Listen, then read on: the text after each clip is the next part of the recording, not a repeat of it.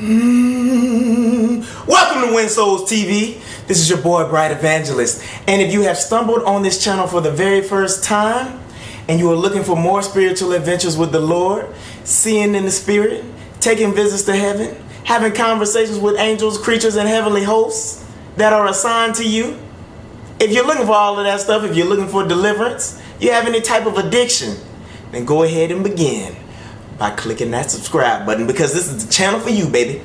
Now, let's go ahead and jump right into it. Let's recap. So basically, we have talked about the roles of demons. We have put on our helmet of salvation, and we have put on our shield of faith. Now, with that said, let's go ahead and talk a little bit more about demons specifically. Now, a lot of people think that just because you are a Christian, it means that, guess what? You can't have any demons. That is completely and utterly wrong. A lot of us need deliverance and don't even know that we need deliverance. Demons gain legal right into our lives when we sin, right? But that doesn't mean that they have specific control of our lives. They just have, sometimes they have control over specific areas of our life that we allow them to have. Keep in mind that in Matthew, Mark, Luke, and John, when Jesus was casting out demons, he was casting them out.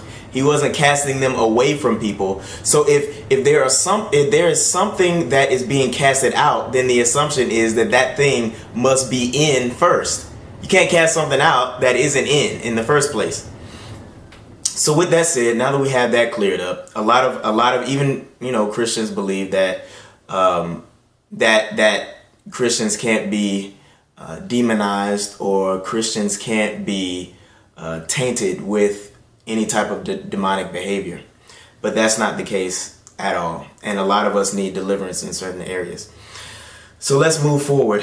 One of the strategies of Satan was literally to try to alter our identity through Jesus Christ, the identity that was given to us through salvation. He tries to taint that by telling us lies, right? So that's one scheme of Satan. Two, the next scheme is the fact that he tries to throw fiery darts at us. And what are fiery darts? Fiery darts are the very things that try to thwart us off of the divine path that the Lord has for us. He said that he has ordered and ordained our steps, even though we have a choice whether we want to follow the path that he has for us. He has given us free will. But at the same time, even when we are on that path, Satan is literally throwing fiery darts at us to try and get some type of reaction. And then that is where our shield of faith comes in, so that we can block those very things and continue down this narrow path.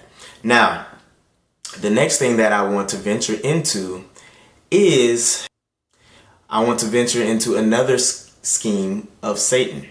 And that very scheme is, now, not only is he trying to tell us lies to mess up our identity, and we block that through the helmet of salvation. Not only is he shooting fiery darts at us, and we block that with our shield of faith, but now he's trying to damage our relationships with people. See, when we are hurt, there's an opportunity for us to, forgive through time and speak life over that person and pray blessings over that person, as if you're praying for your kids, or praying for your wife, or praying for your mother and your husband, or your whoever in your life that you hold dearly to your heart. You can pray for the very person that has hurt you the same exact way as you pray for them. But the way that you know that something is little amiss in your life is every time that you think about that person that hurts you, then you get angry, or all you do is you think about the very things that they did to hurt you, and possibly how you can get back at them through spite, or possibly every time you talk to them about someone else, it's always negative traits. Or if they try to reach out to you and apologize, you don't want anything to do with them. You see, And that is the very state that Satan wants us to be in. So the third scheme is literally he wants to damage our relationships with people. He wants to keep us in that bitter state. He wants to keep us angry. He wants to keep us resentful toward people that we feel that have done us wrong in some type of way. Now, I'm going to bring up a tough topic here simply because it hits very close to home with me. And I just feel like a lot of churches are not talking about these specific topics of rape and molestation.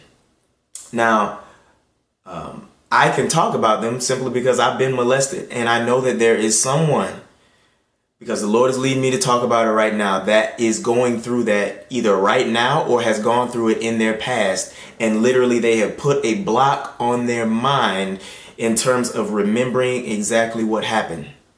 Either they have done it, pushed it to the back of their head, or sometimes I guess our brain kind of does that with trauma.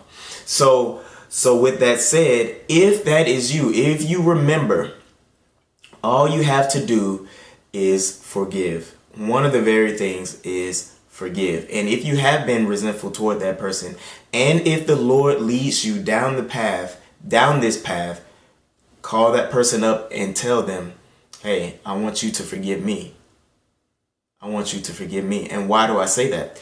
Because forgiveness is full circle, and they may be holding on to the very thing that they may be holding on to the guilt over the fact that they molested or raped you specifically. So we want to provide the atmosphere for the Lord to move in their life as well, because majority of the time, the person that is moving out of guilt will never approach the person that they damaged, the person that they hurt. That's unless they want some type of control, majority of the time. But I say that to say this: sometimes you have to be the bigger man, and because of the fact that you are walking the way that the Lord wants you to walk, you are the bigger man. He lives on the inside of you. So if the Lord leads you down that direction, try and make forgiveness full circle. And I'll put a way to forgive in the cards up here. So now let's jump into the next topic. Let us talk a little bit more about the peace that the Lord has provided us with. We're about to put on our boots or our sandals of peace. So concerning peace, or shalom as the word talks about, it is not just the absence of strife or calamity in one's life in terms of the various things that people may do to you to anger you, or make you upset, or make you feel bad, or make you feel sad, or the things that they may say. It is not just the absence of strife, but it is literally the harmony between, or the representation of harmony between not just you and God, and not just with yourself, but the extended version of that to your brothers and sisters who may have hurt you. The extended version of that harmony through your brothers and sisters who may have hurt you. And so all of everything that you may want to venture into concerning peace, and Paul talking about that, is from Ephesians 2:11 through Ephesians 4:26. This lesson on the whole armor of God. So go out and pick up this book, The Full Armor of God, by Larry Richards, because it's a pretty good read. So let's venture into a little bit more of what peace is. Peace in Scripture has several dimensions. This is the inner peace that Jesus knew and that he promises his followers. Go ahead and look in John 14:27 for that one. There is a peace with God that is ours through Jesus Christ. Romans 5:1. And there is an interpersonal peace, a peace meant to mark our relationship with others.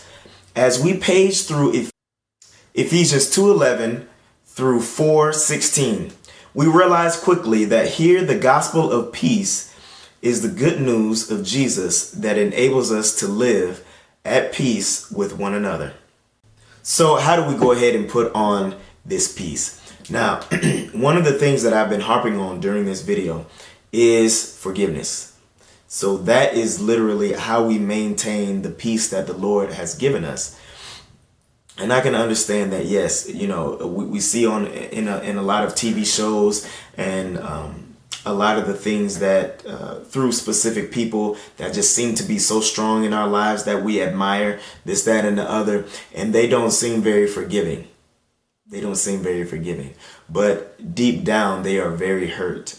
They are very hurt, which is why a lot of the times they are very abrasive and aggressive individuals. Now, so with that said, we don't want to live like that. We want to live very, very flowy in life, moving down the divine path that the Lord has for us. Before, I told you a model of forgiveness, and I've already linked that in the cards up above.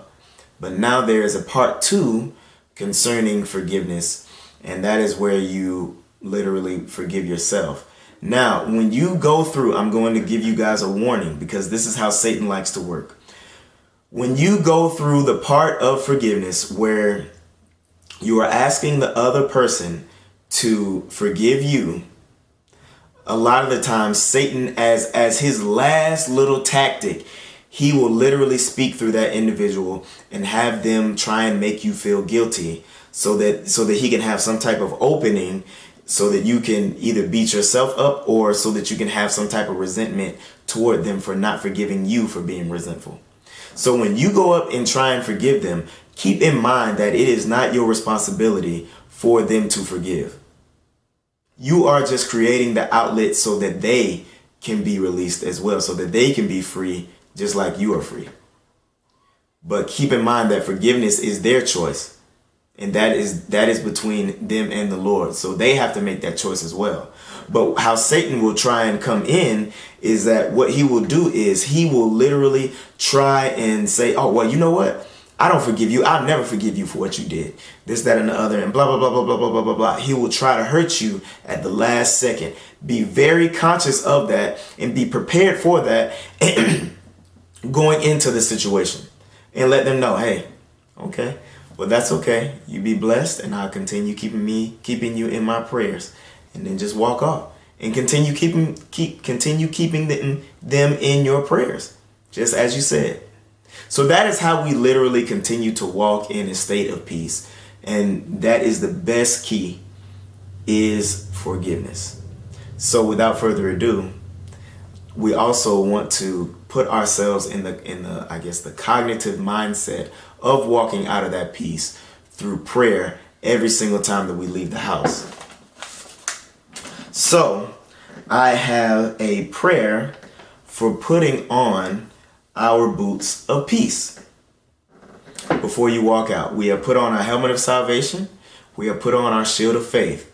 Now, let's go ahead and put on our boots or our sandals of peace. I am putting on my spiritual boots. Help me to stand and walk in your peace and move out and move forward in ways that bring peace and love to others.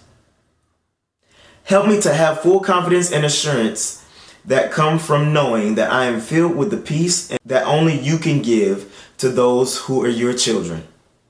Help me to be a peacemaker. Show me where to walk and how to walk as you would walk, Jesus. Amen. You guys be blessed.